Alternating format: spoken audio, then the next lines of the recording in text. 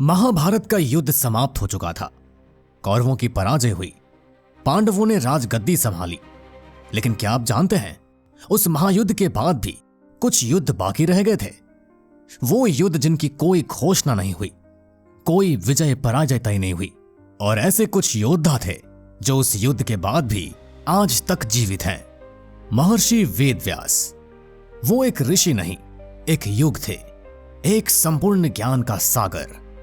महर्षि वेदव्यास, जिनका मूल नाम था कृष्ण द्वैपायन व्यास, पिता महर्षि पराशर, माता सत्यवती। वेदों को 4 भागों में विभाजित करने के कारण इन्हें वेदव्यास कहा गया। इन्हीं वेदव्यास ने भगवान गणेश से महाभारत लिखवाई। हां, वही महाभारत जो केवल युद्ध की कहानी नहीं, बल्कि मानवता, धर्म और अधर्म के संघर्ष का सार है। महर्षि वेदव्यास भीष्म पितामह के सौतेले भाई भी थे। कहा जाता है कि कलयुग की समाप्ति तक वे जीवित रहेंगे और कल की अवतार के साथ पुनः प्रकट होंगे। आज भी गुरु पूर्णिमा का पर्व उन्हीं के सम्मान में मनाया जाता है। कहा जाता है हिमालय की गहराइयों में वे आज भी तपस्यारत हैं। महर्षि परशुराम, एक ब्राह्मण योद्धा जो क्रोध में देवलोक को भी हिला दे।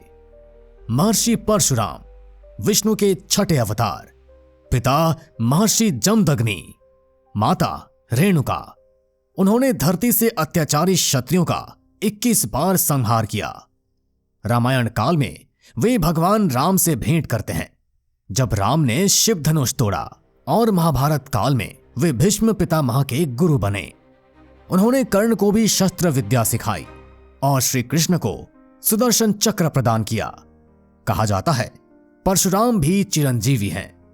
भगवान विष्णु ने उन्हें वरदान दिया है कि वे कल्प के अंत तक पृथ्वी पर तप करेंगे और कल की अवतार के समय उन्हें अपने शस्त्रों की दीक्षा देंगे।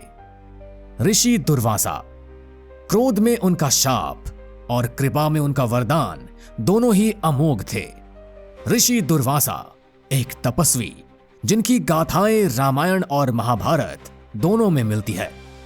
रामायण में वे राजा दशरथ के राज ज्योतिष थे जिन्होंने रघुवंश का भविष्य बताया।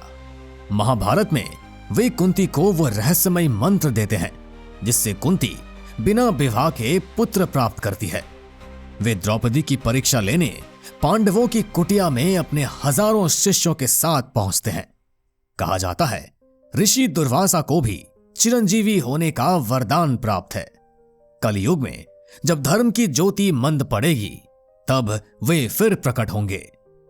जामवंत, वो योद्धा जो त्रेता, द्वापर और कलयुग तीनों में मौजूद हैं। जामवंत वानर नहीं, ऋषि बलि के समय जन्मे अग्निपुत्र थे। सतयुग में पैदा हुए, त्रेता के राम के सहयोगी बने और द्वापर में श्री कृष्ण के स्वसुर। श्री कृष्ण से स्वयंतक मणि को लेकर उनका युद्ध हुआ और जब वे श्री कृष्ण को पहचानते हैं तो मणि समर्पण करते हैं और अपनी पुत्री जामवंती का विवाह श्री कृष्ण से करवा देते हैं। जामवंत को श्री राम ने वरदान दिया था कि वे कल की अवतार के समय पुनः प्रकट होंगे। वे आज भी हिमालय में साधना कर रहे हैं, मौन लेकिन जागृत। श्री हनुमान जी, राम के प्रिय भक्त, शक्ति, भक्ति और अमरता के प्रतीक। हनुमान जी जिनके बिना रामायण अधूरी है। पर क्या आप जानते हैं महाभारत में भी उनकी उपस्थिति थी। जब अर्जुन ने वचन लिया कि वो श्री राम जैसे पुल बनाकर समुद्र पार करेगा तो हनुमान जी ने उन्हें उनकी सीमाएं दिखाई और फिर अर्जुन के रथ के ध्वज पर बैठकर महाभारत के युद्ध में उनकी रक्षा की। भीमसेन से भी उनका मिलन हुआ। जब भीम ने उनका पूंछ हटाने की कोशिश की और असफल रहे तभी उन्हें एहसास हुआ ये कोई सामान्य वानर नहीं बल्कि पवन पुत्र हनुमान है। हनुमान जी आज भी जीवित हैं। वे कलयुग के अंत में कल की अवतार के साथ पुनः प्रकट होंगे। तो अगली बार जब आप सोचें कि महाभारत बस एक इतिहास था तो याद रखिए कुछ योद्धा आज भी जीवित हैं, कुछ रहस्य आज भी हमारे बीच सांस ले रहे हैं और कुछ अद्भुत घटनाएं अब भी हमें चौंकाने को तैयार हैं। क्योंकि भारत सिर्फ एक देश नहीं बल्कि हजारों वर्षों का ज्ञान, गाथाएं और अद्भुत रहस्य समेटे हुए एक जीवित महाग्रंथ है। हर मंदिर की दीवार, हर नदी की धार, हर पर्वत की चोटी कुछ न कुछ कहती है। बस जरूरत है उन्हें सुनने की। लाइक करें इस वीडियो को अगर आपको हमारी मेहनत पसंद आई। शेयर करें उन दोस्तों के साथ जो भारत के इतिहास और धर्म में रुचि रखते हैं। और सबसे जरूरी, सब्सक्राइब करें हमारे चैनल भारत की कहानियां को, ताकि आप एक भी कहानी मिस न करें। घंटी को दबाइए, क्योंकि हम हर सप्ताह लाते हैं भारत की भोली बिसरी कहानियां, जिन्हें जानकर आप कहेंगे ये सच है।